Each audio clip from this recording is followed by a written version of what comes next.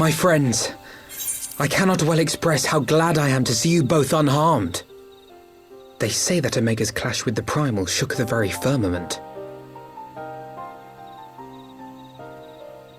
You need not have worried. The battle took place far above the ground. We were able to observe in relative safety, though I'm given to understand that there were casualties on the far side of the wall. It was like watching a nightmare unfold before our very eyes. Ilbird's primal manifested in the form of a colossal dragon, a being of pure violence. It burst forth from the cocoon with such terrible force. That such a horror should spring from the eyes of Nidhogg comes as no surprise, nor do I wonder at its form. Ilberd all but announced it in the moments prior to his death. Plainly, it was his dying wish to visit a second calamity upon the Empire.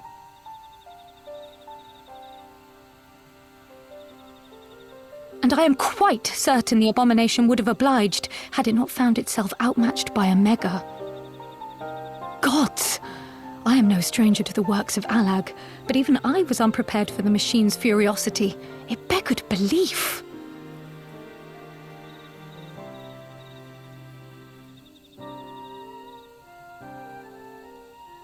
And how fares poor Ida in the midst of all this? Have you spoken with her? She is up on the platform, lost in thought. We deemed it best not to disturb her, but mayhap she would welcome some company after all. Shall we?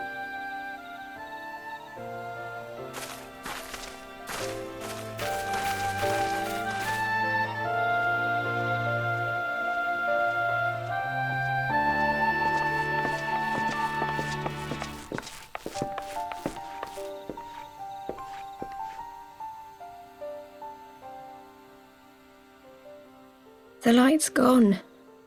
It was all we had left of him. Ida.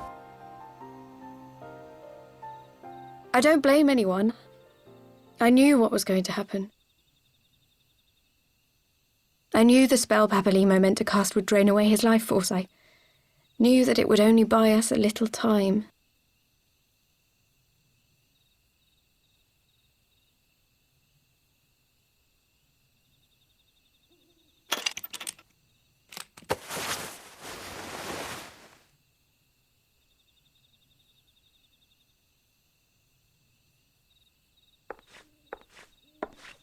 Ida, there is no need to explain.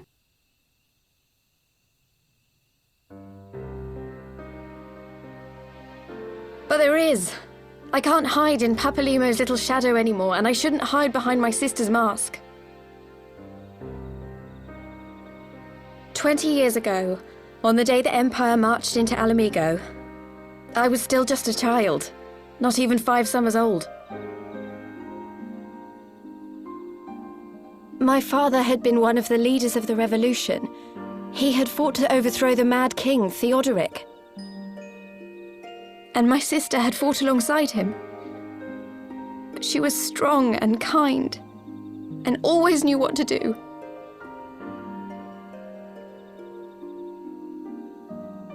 But when the Garleans came, everything changed. My father went to war against them too, and I never saw him again. After that, I remember a lot of running.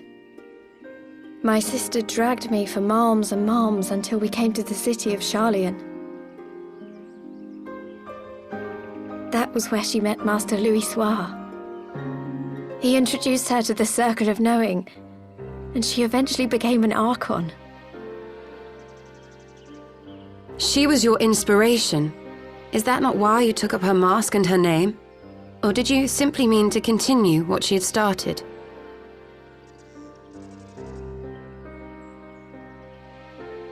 You've known all along, haven't you, that I wasn't Ida? Of course. We all recognized you at once. 'Twas Papalimo who persuaded us to maintain the charade. It was silly to think I could fool you. I knew that even then, but I sort of decided not to know.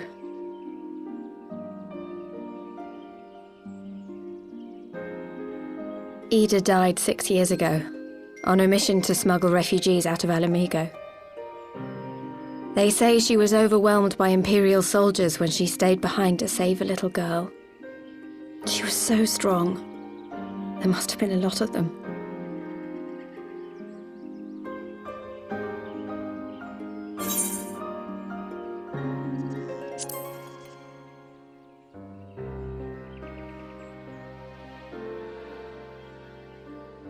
I'm sorry for lying to you.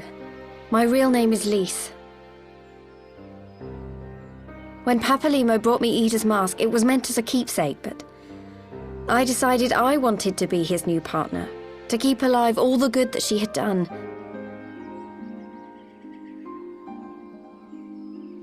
I didn't want to become Ida, exactly. At the time, though, I still didn't know who I was myself, and it almost seemed easier to play the role. Papalimo agreed to help, of course, but it was never what he wanted for me. He wanted me to walk my own path, and those were his final words to me.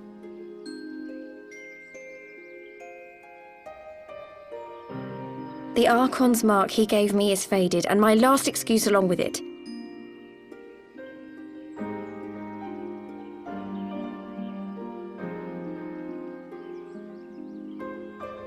So this is it. Whatever I choose to do from now on, I do as Lise. And I choose to continue my family's fight. I want Alamigo to be the country that Ida and my father always wanted it to be.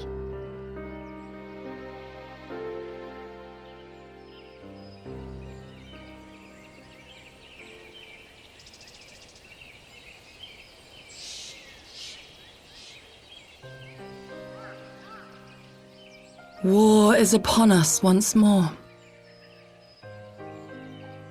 Do you regret standing against the Empire? Would you have chosen a different road, knowing what you know now? To claim that I never doubted the decision would be a lie. But I made my choice, and I have defended it with blade in hand ever since.